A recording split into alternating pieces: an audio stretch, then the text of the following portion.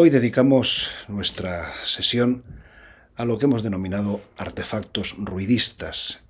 Hay que reconocer que en nuestra sociedad el ruido está muy mal visto, aunque la española sea una sociedad ruidista por tradición y por costumbre, todos lo sabemos. Aquí vamos a tratar el ruido desde el ámbito estético, por supuesto, de unos artefactos muy singulares que lo producen, creados más bien por luthiers algo singulares o bien por artistas visuales. Por ejemplo, un luthier muy singular, músico, por supuesto, fue el creador, el futurista, creador de los intonarumori, intonaruidos en 1913, pintor y compositor, el italiano Luigi Russolo. Se trataba de generadores de ruido acústico que permitieron crear y controlar dinámicas y alturas en diferentes tipos de ruidos. Una panoplia de varios de estos dispositivos actuando conjuntamente fue lo que se denominó orquesta futurista. La invención de los intonarumori fue el resultado natural de las teorías musicales de Russolo expuestas ya en su manifiesto de 1913, l'arte dei rumori, el arte del ruido o de los ruidos, en el que presentó sus ideas sobre el uso de los ruidos en la música y manifestaba su objetivo de controlar y hacer música con sonidos de tranvías, motores de combustión interna o el clamor de las multitudes vitoreando. Vamos a encontrarnos con una selección de esos intonarruidos, intonarumori, en una reconstrucción que se hizo y que forma parte del Museo Coleção Berardo. Es en 2012 en Lisboa, donde podíamos ver y escuchar la manipulación de estos artefactos.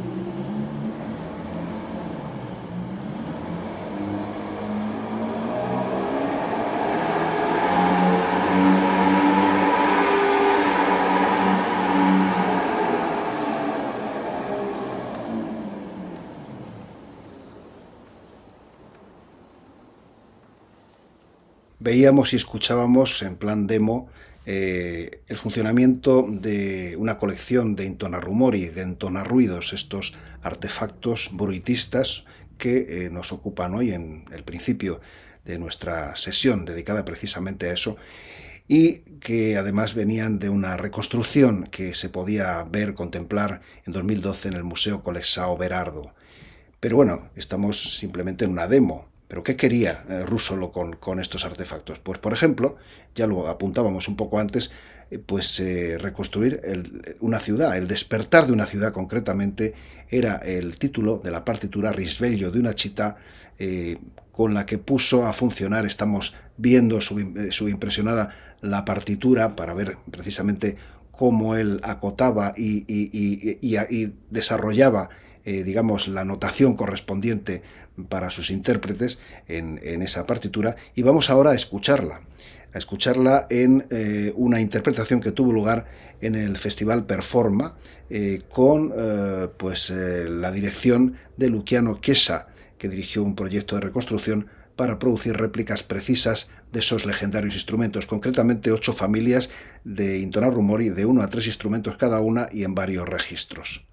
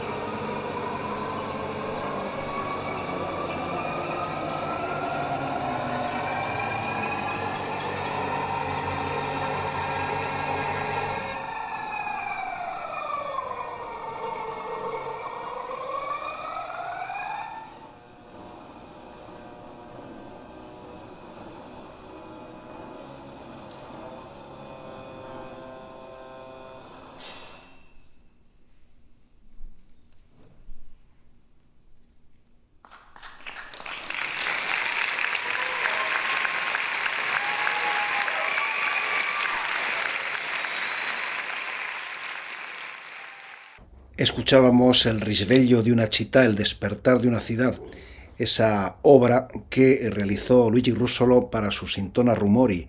Entre ellos, no lo hemos dicho hasta ahora, se encontraban toda una serie de aparatos, hemos visto unos cuantos y el sonido que eran capaces de producir, que recibieron nombres onomatopéyicos según el sonido que producían. Por ejemplo, ululatore, el aullador, otro que hacía truenos, el crepitatore, en fin, toda una serie de elementos que ya hacia finales de 1913 tenían nada menos que 15 modelos diferentes, y al final hubo 27. Según Russolo, se podían llegar a obtener con ellos 30.000 ruidos diferentes. Vamos ahora a otro tipo de ruidos en estos artefactos ruidistas que hoy nos ocupan, y nos vamos con el pintor y escultor, sobre todo suizo, Jean Tinguely, famoso por esas antimáquinas o metamatics que él fue realizando a lo largo de una parte de su vida y que sin duda le han dado predicamento internacional. Él comentaba, son también instrumentos, como veremos luego en el final de nuestra sesión de hoy, que están construidos con casi residuos. Son, en ese sentido, artefactos realizados de manera muy ecológica, diríamos ahora, muy de rehabilitación de materiales que son prácticamente en muchos casos de desecho. Con estos materiales, Jean Tinguely realizaba sus esculturas que a veces se autodestruían en el propio proceso de funcionamiento, y él no quería hacer música propiamente, sino dejar que esas máquinas, que esos artefactos que él creaba, movidos por motores asíncronos, etc., se expresaran por sí mismos y vivieran su propia vida. pues vamos a comprobar esa vida que vivían en un documental realmente muy rico. No hace falta decir mucho más, puesto que el propio comentario inserto en ese documental lo dice todo. Jean Tinguely est un sculpteur, un peintre et un dessinateur suisse. Lorsqu'on regarde ici ses œuvres, on suppose que Jean Tinguely est un sculpteur comme tant d'autres. Eh bien, on en reparle après ce petit reportage. Installé à Paris en 1954, Tinguely réalise plusieurs reliefs et sculptures en fil métallique.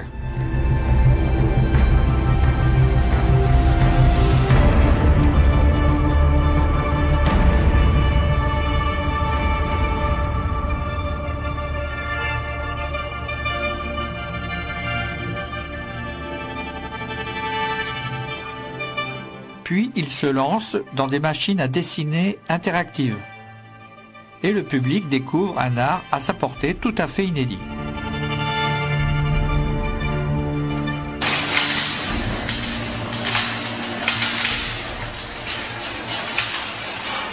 Tinguely remet en question l'académisme de l'art, créant des machines construites en partie avec des objets de récupération, sciemment imparfaites, s'opposant au culte de l'objet neuf et pratiquant le recyclage déjà utilisé avant lui par l'art brut.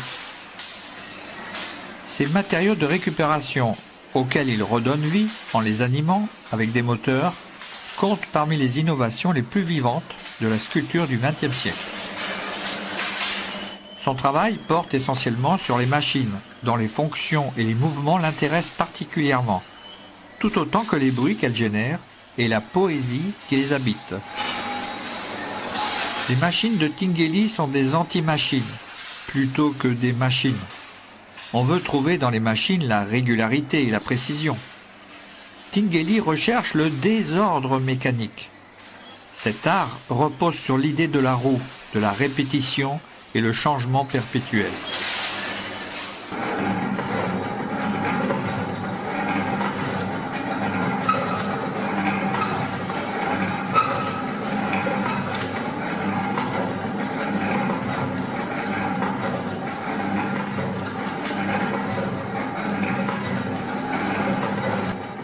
La roue constitue le commencement de tout, de la mobilité totale, la folie, la vitesse.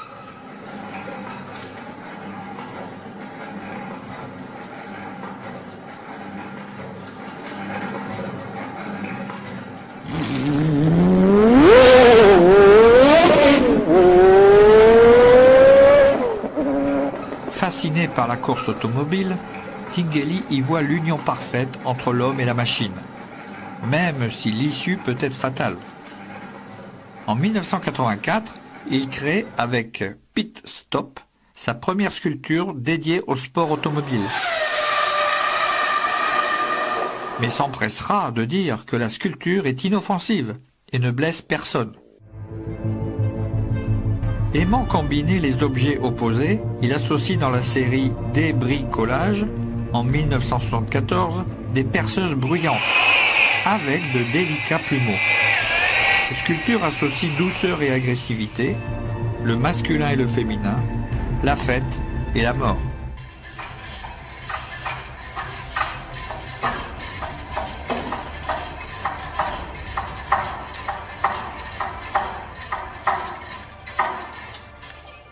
Mes machines ne font pas de la musique. Mes machines utilisent des sons. Je les laisse vivre leur vie, je les libère.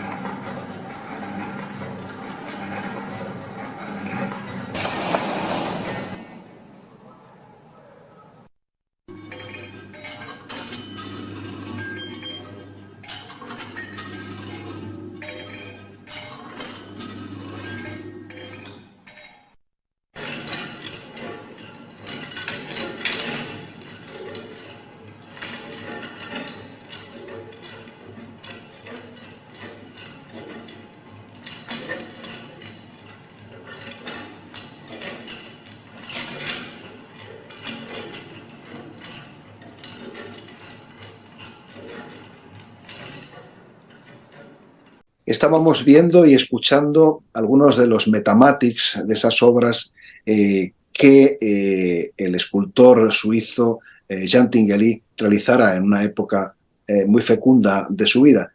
Y desde luego lo que vamos a traer ahora para cerrar esta sesión de hoy dedicada a los artefactos ruidistas no es precisamente, tiene algo que ver, pero en fin, ya hablaremos de ello con el invitado que tenemos al otro lado, que es ni más ni menos que Marcelian Túnez, una persona que ha creado, bueno, en realidad junto con Jordi Arús, en 1970, en 1988 fue cuando se presentó, ya veremos ahora, en la carpa del Teatro Español, estos automatics que nos van a ocupar a partir de ahora. Los automatics, no vamos a hablar mucho de ellos, porque los vamos a ver en acción, porque formaban parte de un espectáculo de la Fura dels Baus, un grupo que, por cierto, mítico ya, pero precisamente Marcelian Túnez fue en 1979 uno de sus miembros fundadores. Pues bien, los automatics, 6 en total, luego daremos sus nombres, están funcionando lo que veremos, que es ni más ni menos que cómo se reproducían, se conducían en 1988 en la carpa del Teatro Español de Madrid.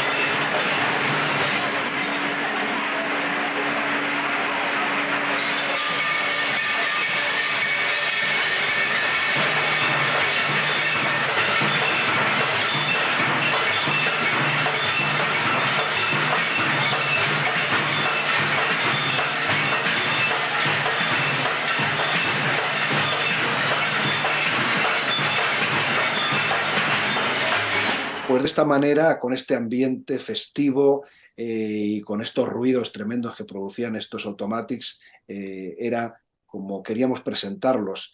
Pero ya tenemos ahí a Marceli y él nos va a explicar mucho mejor que nadie cómo surgió todo esto, esta iniciativa, esta aventura de los automatics.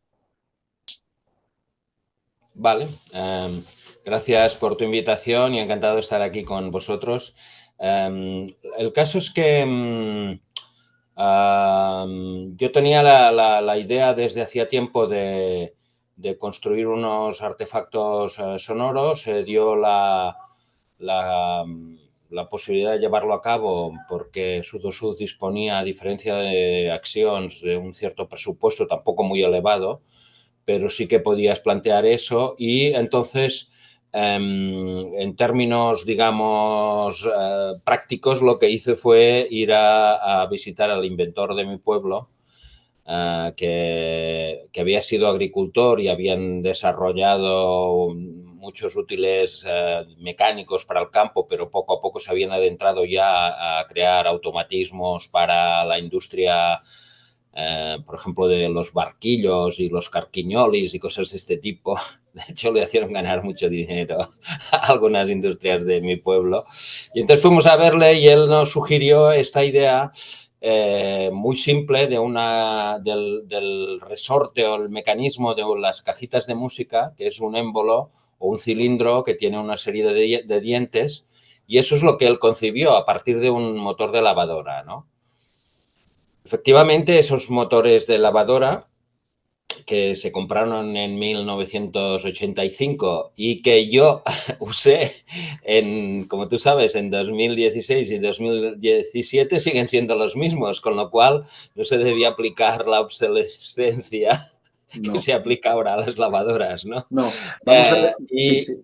Sí, sí, sí, bueno, sí, el sí. caso es que entonces a partir de ese, digamos, cuerpo mecánico, ¿no? Que permitía Jordi Arús, que tiene más habilidades mecánicas y sobre todo sabe soldar, y yo, pues nos pusimos a añadir una serie de brazos mecánicos, siempre siguiendo la estela tan típica de esa época de prueba y error.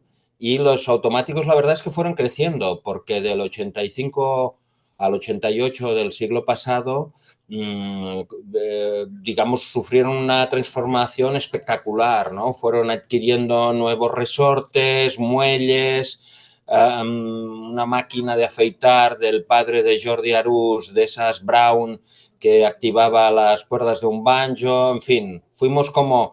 Fue, entre otras cosas porque en su estreno en Madrid, que se utilizaban como prólogo y epílogo de Sud o Sud, creando un ambiente misterioso y extraño y a la vez acotando el espacio de actuación, porque Sud o Sud se hizo durante 12 años seguidos. Incluso me consta que se hizo una segunda copia de estos automatics para Sudamérica. Se trabajó mucho en Argentina, en Chile, creo que en Brasil también, en Estados Unidos, en Nueva York, en Broadway. Yo creo que es el espectáculo que más éxito, o performance que más éxito ha tenido de la Fura. Cuando yo ya no estaba, seguían ellos con esta pieza, ¿no? Y yo tengo que reconocer, como ya que vienes de esa presentación, de que uno de mis ídolos lo sigue siendo ahora, que ya soy mayor, es Jean Tinguely, ¿no? Y lo que significa.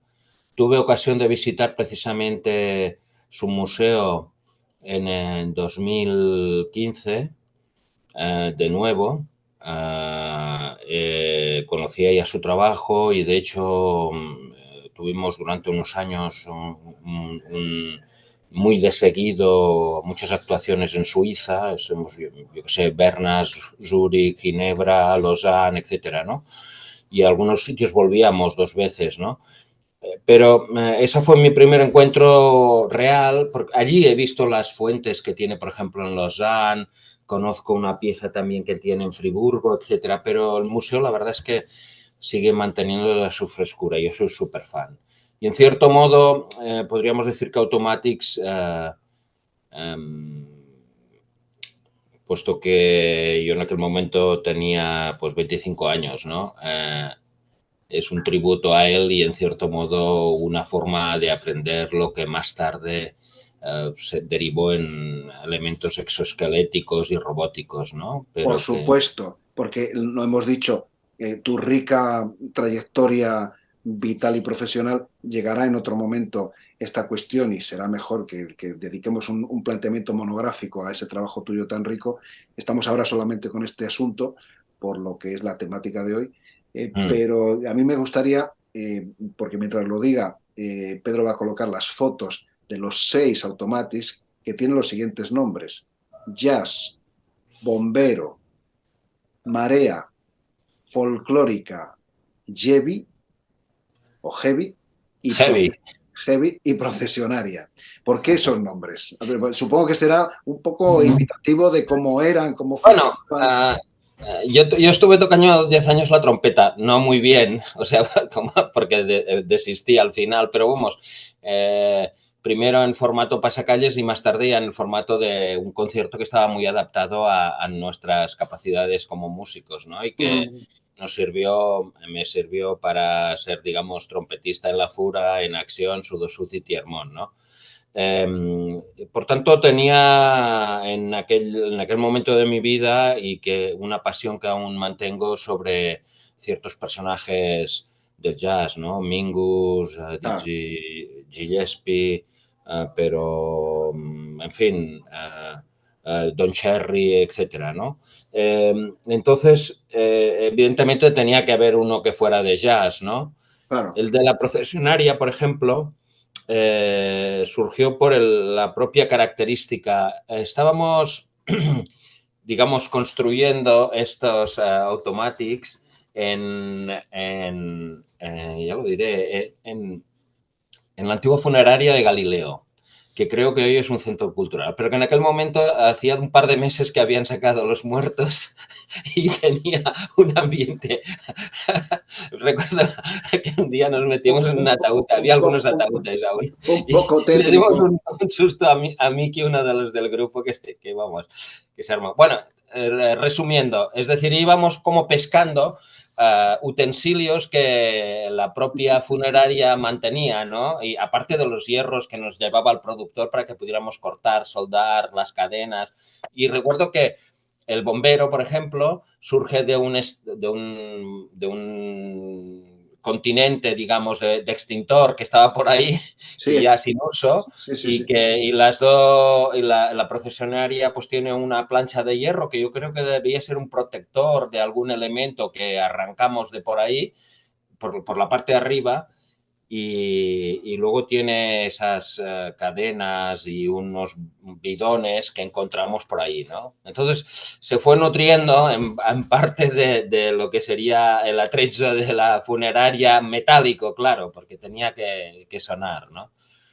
Luego, en el caso de Folclórica, ahí aparecieron, obviamente, pues elementos maracas, en fin, sonajeros, cosas de este tipo que ya tienen un sonido más matizado y que ya son instrumentos típicos de percusión y que los añadimos a estos brazos.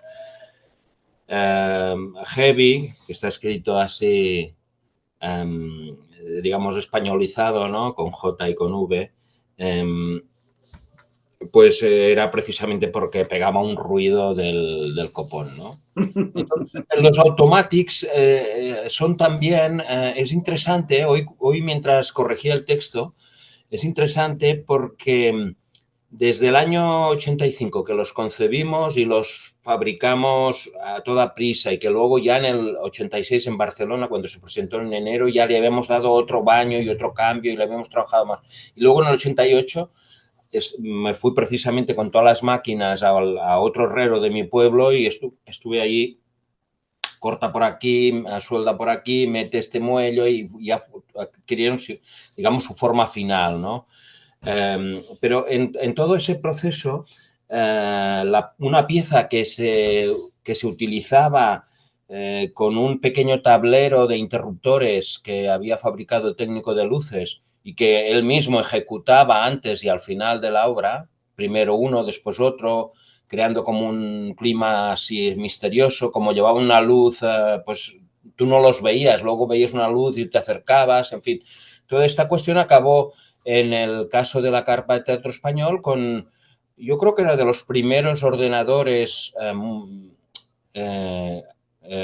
para escribir música de forma digital con salida MIDI, ¿no? Sabes que el MIDI se estableció en el 82, o sea, estamos hablando de algo relativamente reciente y los protocolos de MIDI no se fueron como estandarizando, de modo que precisamente para esa exposición, y luego eso se usó ya en Tierbón, le pedimos a un reparador de instrumentos electrónicos, Josep María Calders, de Barcelona, que tenía un taller, si podía construirnos un decodificador de la señal MIDI en impulsos eléctricos. De modo que tú lo que escribías, pues una blanca, una negra o lo que fuera, eso se enviaba a la máquina, que su máquina a su vez ya tenía el propio cilindro que la programaba, pero en fin, fue como una entrada de lo más analógico y, por decirlo así, primitivo, más rústico, a este paso de sofisticación que hoy pues ya nos tiene a todos presa de los móviles y la supuesta inteligencia artificial y los supuestos teléfonos inteligentes, etcétera, ¿no? pues si te parece ya, y para concluir, y agradeciéndote muchísimo todas estas explicaciones maravillosas y anécdotas que nos has contado, vamos a lo que son precisamente esa reconstrucción que vosotros hicisteis pues para presentarlos en 2015 en el MACBA de Barcelona. Y justamente lo que vamos a ver y escuchar son dos vídeos que son de esa época, son tomados en el lugar ese, en donde tengo que decir que están, no solamente están los 6 ya reconstruidos, sino que funcionaban con una temporización. Mm. Porque si no el sonido era tremendo y entonces el resto del MACBA se teñía el sonido que producían los Por cierto, Automatics. por cierto, que cuando estuvimos en la carpa del Teatro Español, que luego se acabó convirtiendo en un teatro es una imagen, Sí, porque creo sí. que era una vivienda, un edificio que consiguió el teatro, y en el paso de que construyeron el teatro, pues metieron una carpa. Hubo muchas quejas de los vecinos, porque a pesar de que hacíamos cada media hora... Estuve allí y lo vi y los grabé en su momento. Sí, Sí, sí, sí, sí. sí. Bueno, O sea, muy pues bien. lo dejamos aquí y no dejamos aquí nada porque seguimos con los audios y con los vídeos y que la gente vea cómo funcionaba aquello ya ahora en este momento concreto. Muchas gracias y mucho Gracias. éxito. Venga, a ti.